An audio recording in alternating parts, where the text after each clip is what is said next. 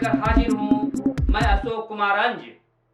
तो आइए चलते हैं खबरों की ओर। अब सर से हम ये जानना चाहेंगे कि यहाँ गुरुकुल चल रहा था, गुरुकुल का समापन हुआ है, तो किस तरह से आप देख रहे हैं कि आप अपने गुरुजी से शिक्षा लेने के बाद आप यहाँ पे गुरुकुल शुरू किए हैं।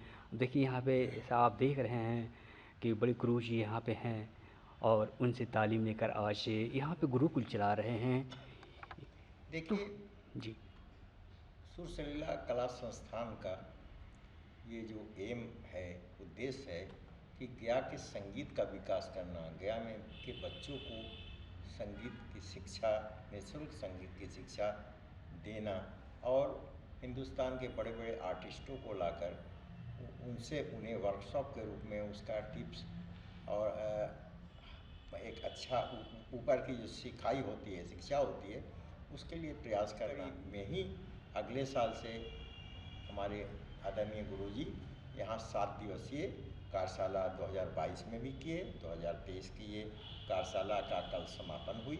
इसमें लगभग 40 बच्चे लोकल गया के और बिहार के आसपास के, मध्य प्रदेश, पुणे, बनारस, अनेक जगहों से आकर यहाँ शिक्षा ग्रहण की और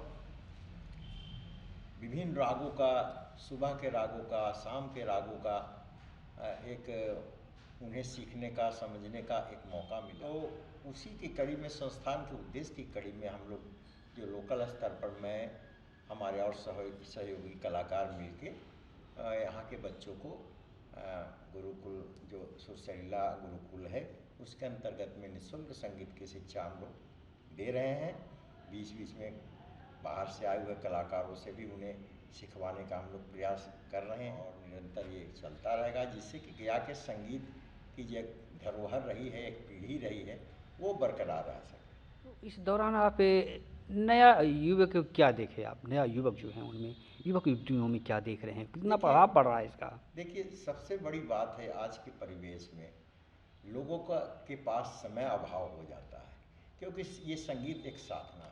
देखिए यदि गया को देखा जाए तो आपने संगीत की दुनिया में ले चले हैं, तो इस संगीत की दुनिया में कितना बदलाव आया है गया घराने के संगीत दुनिया में? जो पहले का दौर यदि देखूं पहले तो का आज दौर जो रहा, जी बहुत पहले का चैनदारी का जीवन था लोगों के पास।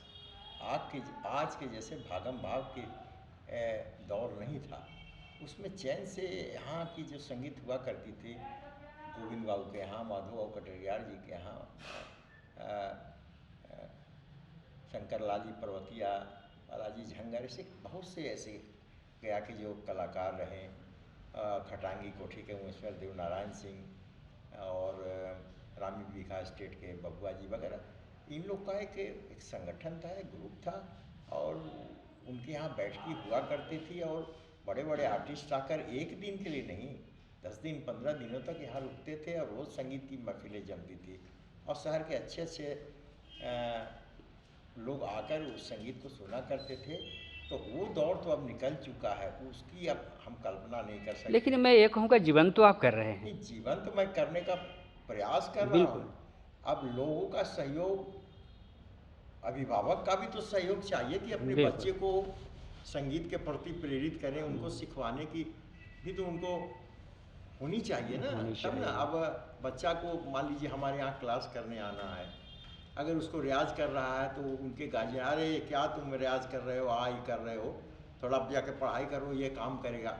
ठीक है, आप सब कुछ करते हैं, टीवी देखते हैं, मोबाइल पे 2 घंटा समय बच्चे व्यतीत करते हैं, अगर घंटा 1.5 घंटा एक सार्थक चीज़, कला जो साहित्य संगीत गया की एक धरोहर रही, मानसिकता है, शास्त्रीय संगीत, ठीक है आपको वो समझ नहीं आता, मगर जब आप 10-20 बार बैठेंगे उस बैठकी में तो जरूर उसके रस का स्वादन आपको मिलेगा। अब तो उसका रस का स्वाद ही नहीं आप लेना चाहते हैं, तो उसका रस क्या मिलेगा आपको? आप वो भोजपुरी का स्वाद लेना चाहते हैं, आप ये बॉलीवुड का स्वाद लेना चाहते हैं, तो गाई उसे लता मंगेशकर के से ऊपर उठ के कोई ऑर्केस्ट्रा में गाने वाले लड़की गा नहीं सकती है, अलका याग्निक नहीं कोई हो सकता, उसकी नकल क्या मैं सुनने के लिए आपके पास समय है। और एक जो हमारी विरासत है, हमारी संस्कृति है, हमारा संगीत है, शास्त्रीय संगीत, शास्त्रीय संगीत उसी सारे गमों से तो हमारे श्याम वेद से पैदा हुआ है। ये बॉलीवुड थोड़ी पैदा किया, ये तो वेदों की चीज़ है ना हमारी संगीत।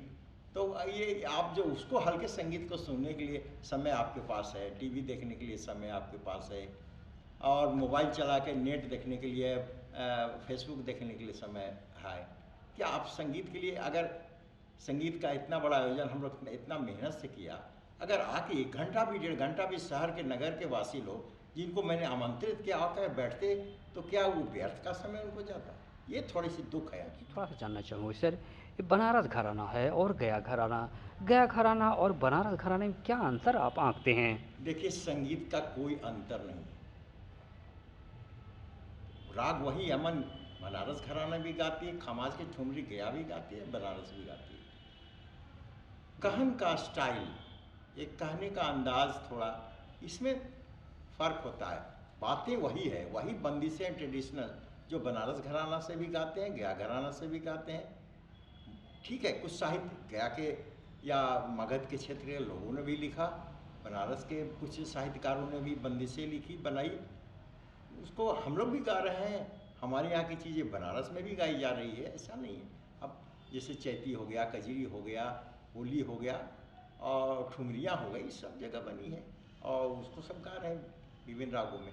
वो कोई विशेष अंतर नहीं है, स्टाइल का एक अंतर होता है कि हाँ भाई, ये जयपुर रतरौली घराने में सरगम का नहीं, वो केवल आकार के तानों का ज़्यादा प्रयोग होता है, तो यहाँ सरगम का और बनारस घराने में आकार के तानों का भी, दोनों का सम्मिश्रण बहुत अच्छा है। लयकारी, उसमें ध्रुपद अंग का भी जो गमक का काम देखते हैं, ध्रुपद अंग भी ख्याल गायकी में है। ये सब चीज़ें हैं, बहुत, ये तो एक शोध का विषय है, बहुत बड़ी विषय है। लेकिन अब जो गुरुकुल में हैं, जो सीख रहे हैं संगीत, उनके लिए क्या मैसेज होगा? देखिए, गुरुकुल में सीख रहे हैं, सबसे पहले तो अपने गुरु के प्रति उनको श्रद्धा होनी चाहिए। जब तक वो झुकेंगे नहीं, वो पाएंगे। ऐसे गुरुकुल में हम गए और चलिए गुरु जी से क्लास ले रहे हैं, जब तक आपका दिल गुरु जी से नहीं मिलेगा, उनकी जो वाणी है, उनकी जो स्वर है, आपके अंदर समाहित नहीं होगा। इस प्रस्तुति को आज यहीं विराम देते हैं। बहुत बहुत धन्यवाद।